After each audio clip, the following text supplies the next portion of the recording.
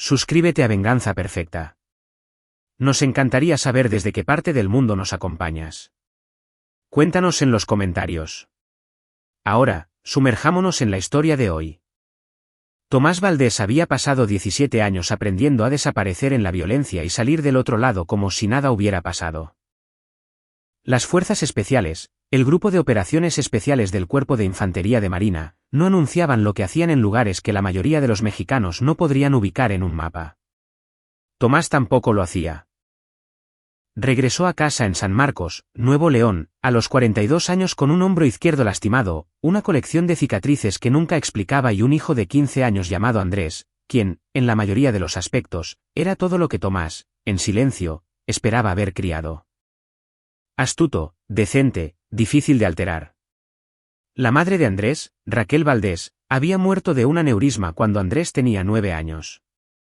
Sin previo aviso, sin enfermedad, simplemente allí una mañana y al mediodía ya se había ido.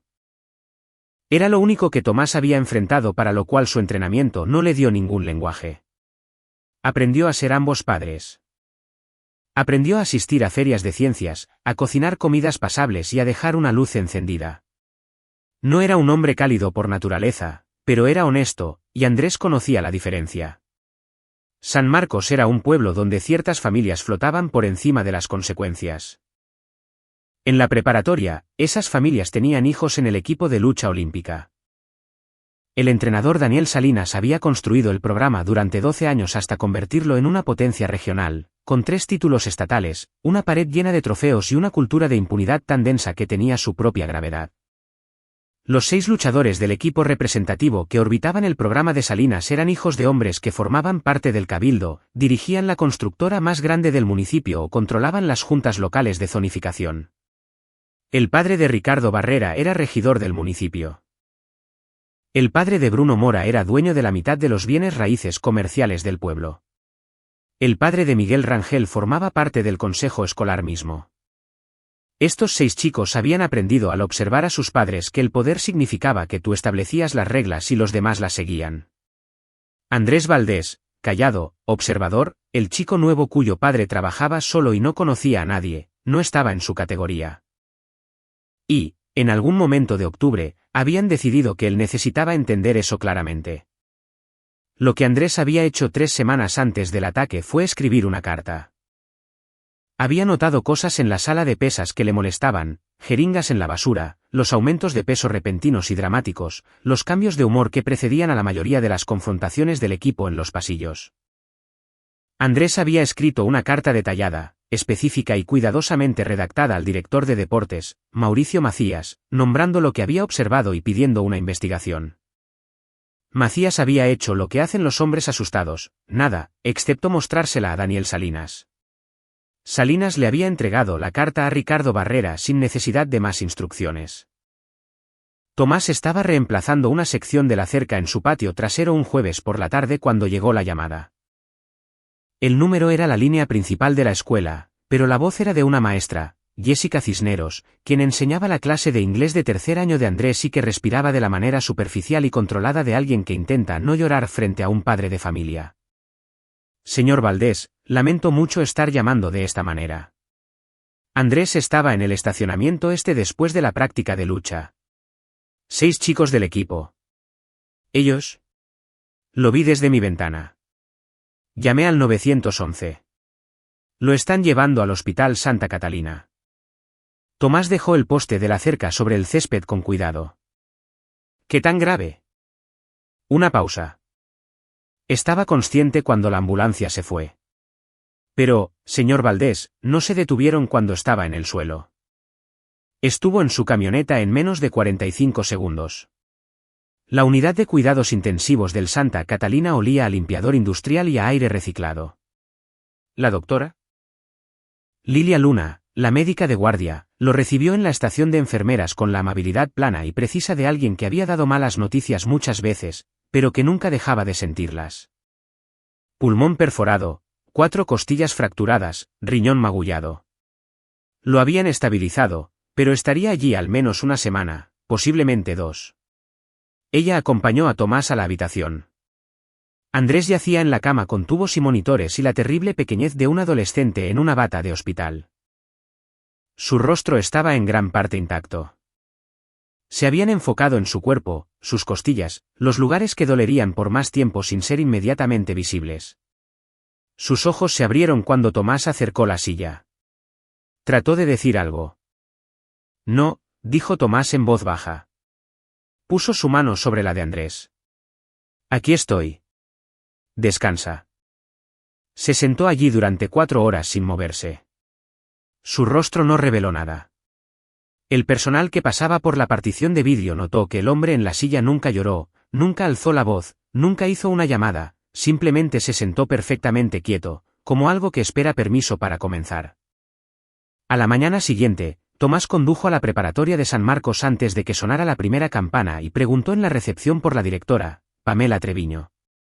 Llevaba una camisa de franela limpia, pantalones de mezclilla, botas de trabajo. No llevaba nada en las manos. Lo llevaron a su oficina al final del ala administrativa, una gran habitación alfombrada con premios a los logros estudiantiles enmarcados y un diploma del TEC de Monterrey detrás de su escritorio. Treviño tenía unos 50 y tantos años, el cabello con mechones grises recogido hacia atrás, con la expresión profesionalmente compuesta de alguien que había lidiado con padres difíciles durante 22 años y lo consideraba una competencia clave. Hizo un gesto hacia la silla frente a ella antes de que él pudiera hablar. Señor Valdés, me enteré de lo de Andrés y lo siento mucho. Quiero que sepa que tomamos todos los incidentes de este tipo con extrema seriedad. 6 de sus luchadores metieron a mi hijo en terapia intensiva anoche, dijo Tomás. Su voz era completamente uniforme. Pulmón perforado.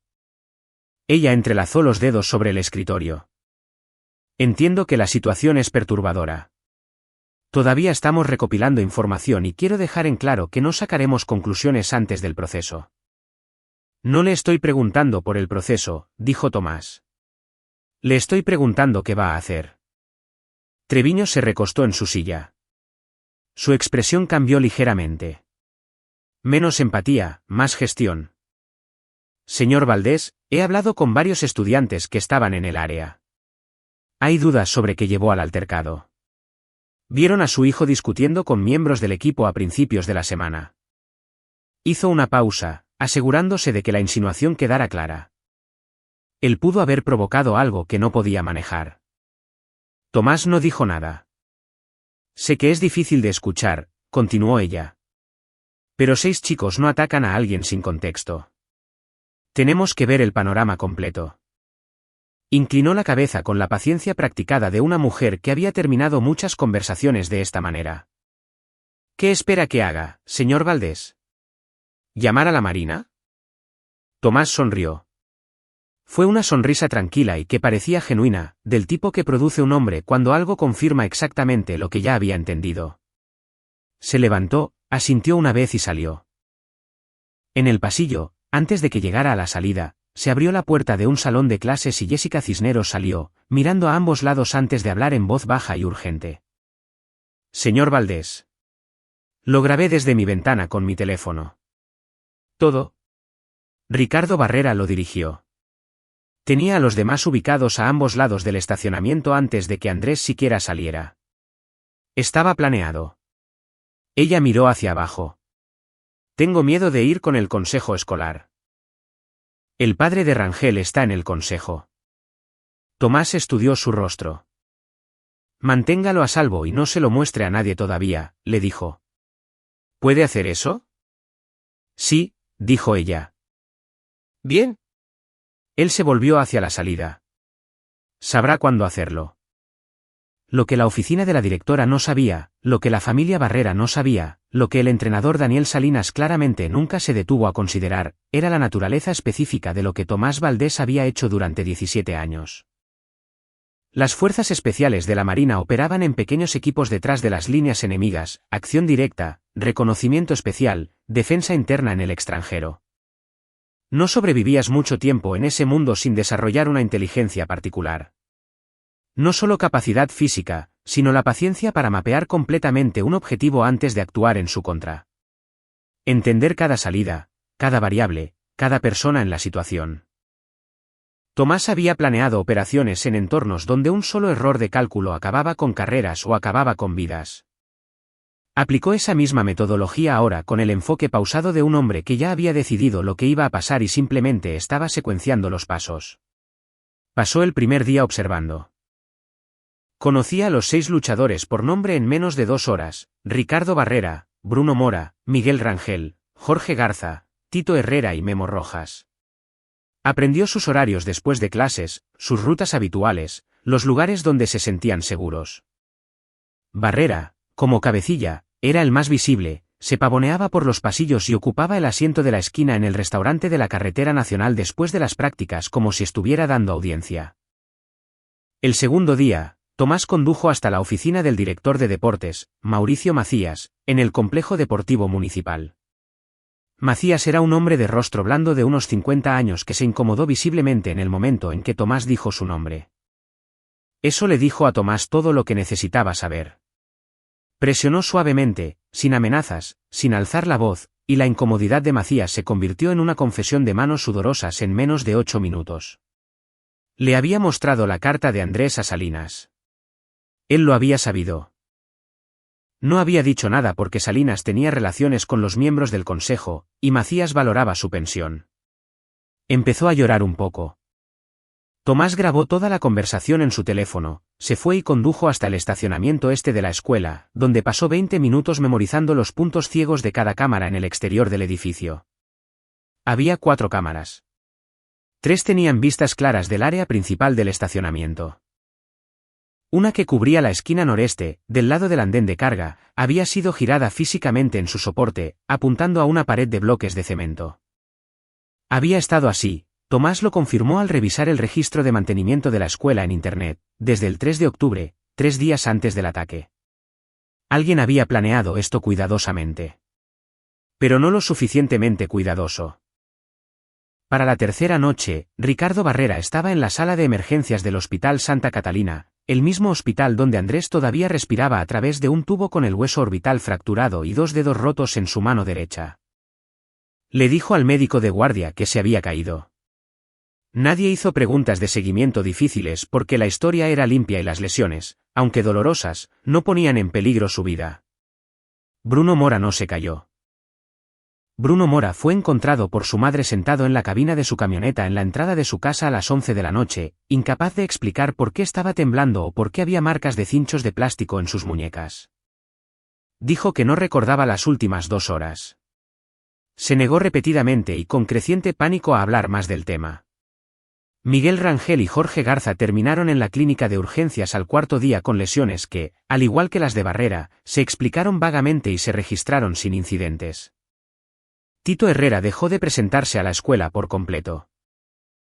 Memo Rojas le envió un mensaje de texto a su madre desde su habitación a las 9 de la mañana del 5.º día para decirle que no se sentía bien y que no iría a la práctica de lucha, y su madre, que había notado algo diferente en su rostro desde el martes, no discutió. Ninguno de ellos llamó a la policía. Ni uno solo de los 6 chicos, ni uno solo de sus padres, presentó un reporte. Esto se debió a que no sabían quién lo había hecho o a que, en algún nivel, sí lo sabían. El entrenador Daniel Salinas desapareció al 4.º día. Su camioneta, una Ford F-250 negra con una calcomanía de apoyo a la lucha en la ventana trasera, fue encontrada con el motor en marcha en el borde del Parque Industrial Oriente de San Marcos, con las llaves en el contacto y el café aún caliente en el portavasos. El detective Jorge Padilla, de la Policía Ministerial, atendió el reporte. Padilla tenía 45 años, era exinfante del ejército, un hombre cuidadoso y perceptivo que había conocido a Tomás una vez en un evento comunitario de veteranos hacía 2 años y se había formado una impresión silenciosa y precisa del tipo de persona con la que estaba tratando. Salinas apareció 48 horas después, saliendo de un bosque estatal a 27 kilómetros al este del pueblo. Físicamente estaba ileso. No era, de ninguna manera observable, el mismo hombre que había conducido hasta el parque industrial.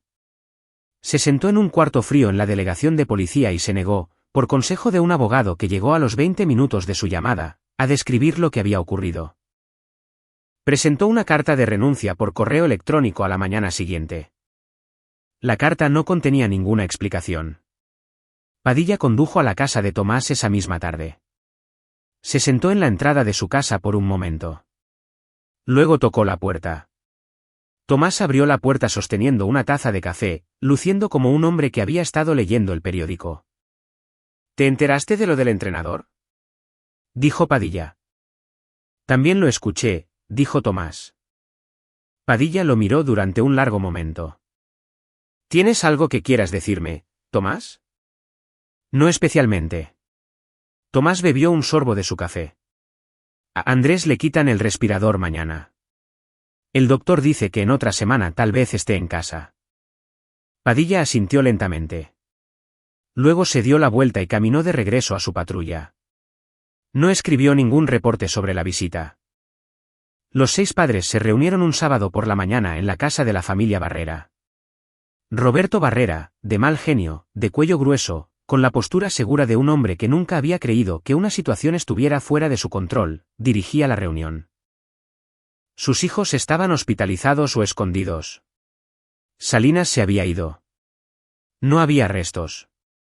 La historia que se contaban a sí mismos, una persona desconocida había hecho esto, y la solución era ejercer presión local. Barrera conocía al jefe de policía. Treviño cooperaría. Había palancas que podían mover.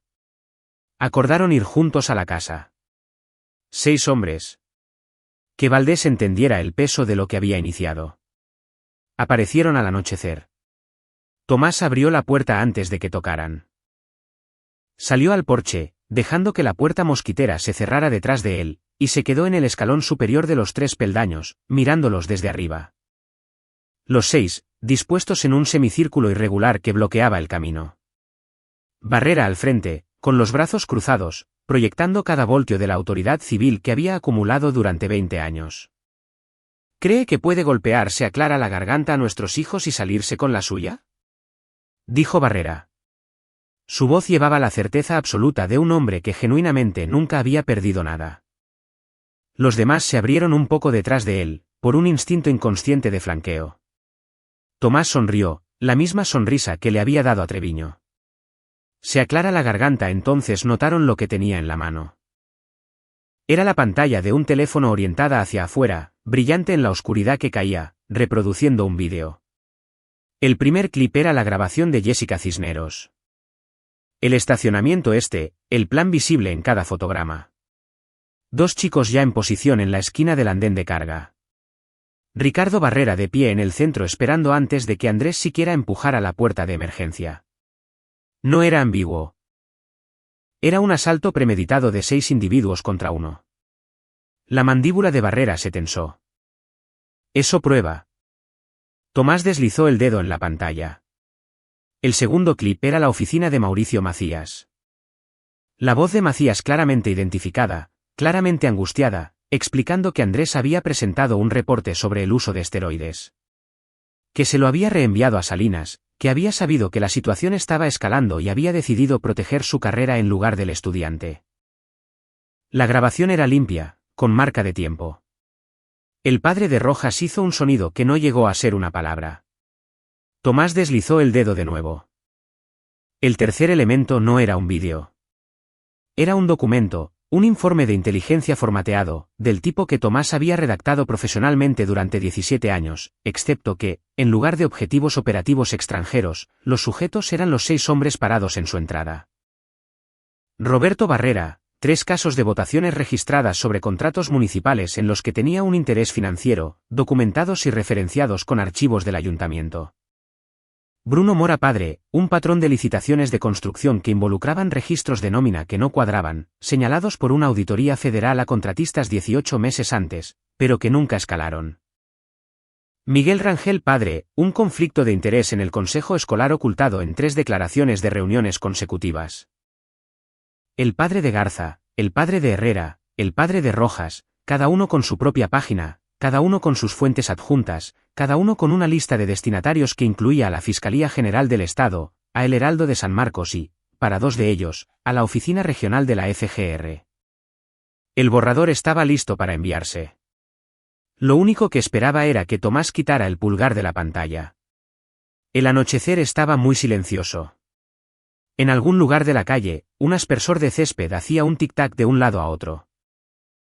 Roberto Barrera, regidor del municipio, hombre de sillón de cuero, el hombre que ni una sola vez había creído que una situación estaba más allá de su control, fue el primero en comprender realmente lo que estaba pasando. El color de su rostro se escurrió de la misma forma que el color se escurre de algo sumergido en agua fría. Sus hijos metieron a mi muchacho a terapia intensiva, dijo Tomás. Su voz no había cambiado de registro desde el momento en que abrió la puerta. Plana, sin prisa, la voz de un hombre describiendo un proceso mecánico. Lo hicieron porque presentó una queja que amenazaba a su equipo. Eso lo hace premeditado y es una represalia. Sus hijos sabían lo que hacían, y creo que, basándome en cómo fueron criados, ustedes saben exactamente lo que hicieron para que fueran así. Nadie habló. Les voy a dar una opción, continuó Tomás. Dentro de esta casa, tengo 6 declaraciones firmadas, una para cada uno de sus hijos, reconociendo su participación en el asalto para ser presentadas ante el Ministerio Público. Las declaraciones están completamente detalladas, son legalmente suficientes y resultarán en graves consecuencias para 6 prometedoras carreras deportivas y para todas las becas que actualmente están sobre la mesa. Dejó que eso se asimilara. Firman los formularios de reconocimiento de los padres confirmando que no impugnarán el proceso, y lo que hay en este teléfono se mantiene privado. Cada archivo, cada documento, cada grabación sellados. Barrera empezó a decir algo. Tomás desbloqueó el borrador del correo electrónico con su pulgar y lo dejó flotar sobre el botón de enviar. Se aclara la garganta. Barrera se detuvo. Oh, dijo Tomás, envío esto en los próximos 30 segundos y pasan los próximos 18 meses explicándose ante personas a las que no les importa su apellido. Miró a Barrera directamente. Barrera le sostuvo la mirada por un largo momento. Realmente miró, tal vez por primera vez, a lo que estaba parado en ese porche. No era un padre en duelo, no era una víctima, no era un problema que se pudiera gestionar. Era algo paciente, preciso y absolutamente preparado. Barrera miró hacia abajo. Traiga los formularios, dijo en voz baja. Los 6 firmados antes de las 9. Tomás tenía a una notaria, Paulina Castillo, una asistente legal jubilada que le debía un favor, esperando en la mesa de su cocina. Procesó los documentos sin hacer comentarios, selló cada página y se fue. 2 días después, Jessica Cisneros presentó su vídeo al consejo escolar con una queja formal por escrito. Esta vez no estaba sola. Mauricio Macías, aparentemente experimentando una tardía y transformadora crisis de conciencia, presentó una declaración que corroboraba los hechos esa misma tarde. Pamela Treviño fue suspendida administrativamente durante la semana. El puesto de Macías fue sometido a revisión. El consejo escolar, menos Miguel Rangel padre, quien había declinado discretamente asistir a cualquier reunión posterior, votó a favor de cooperar plenamente con la investigación de la Fiscalía Estatal sobre el incidente y el programa. Daniel Salinas no regresó a San Marcos. El programa de lucha fue suspendido en espera de una auditoría completa de sus operaciones. El detective Padilla se enteró de todo esto a través de canales oficiales y no dijo nada de forma no oficial. Andrés regresó a casa un jueves. Entró por sus propios medios, moviéndose con cuidado, aún protegiendo su lado izquierdo donde las costillas habían sanado de forma imperfecta y le dolerían cuando cambiara el clima. Probablemente por el resto de su vida, le había dicho el doctor, en el tono neutral de alguien que entrega un pronóstico práctico. Tomás había limpiado la casa, abastecido el refrigerador y puesto sábanas limpias en la cama, que era el único lenguaje de cuidado que realmente dominaba con fluidez. Esa noche se sentaron en el porche bajo la última luz de octubre. Andrés con una cobija sobre su regazo. Tomás con una taza de café. El vecindario rotando a través de sus sonidos habituales. Unos niños en algún lugar calle abajo. Un perro ladrando 2 veces y luego dándose por vencido. El aspersor del césped de los Bravo encendiéndose a las 6 de la tarde exactamente. Los chicos que lo hicieron, dijo Andrés. ¿Qué les pasó? Se aclara la garganta. Tomás miró a la distancia. Están siendo procesados por la fiscalía. Los cargos procederán. Sus becas están revocadas a la espera del proceso. Bebió un sorbo de su café. Salinas se ha ido. Treviño probablemente esté acabada. Se aclara la garganta. Andrés guardó silencio un momento. Eso no es lo que estoy preguntando. Tomás no lo miró. Lo sé. Otro silencio. Andrés se acomodó, ajustando la cobija alrededor de sus costillas. ¿Estás bien?, preguntó Andrés. Era una pregunta interesante, del tipo que hace un chico de 15 años cuando se refiere a algo más grande. Tomás la consideró honestamente. Sí, dijo. Lo estoy. Andrés asintió, mirando hacia el jardín. No presionó más porque había crecido viendo a su padre y había aprendido a leer la textura específica de ese silencio en particular. No la quietud tensa y contenida de antes, que Andrés había notado sin comprender, sino algo más suelto, algo que había bajado un peso que había estado cargando desde el jueves por la tarde. Calle abajo, el hijo de alguien falló un salto en bicicleta en una rampa casera, aterrizó en el césped y se echó a reír. El aspersor hacía su tic-tac. La luz se volvió ámbar, luego tenue y luego desapareció. Se sentaron en el porche hasta que oscureció por completo.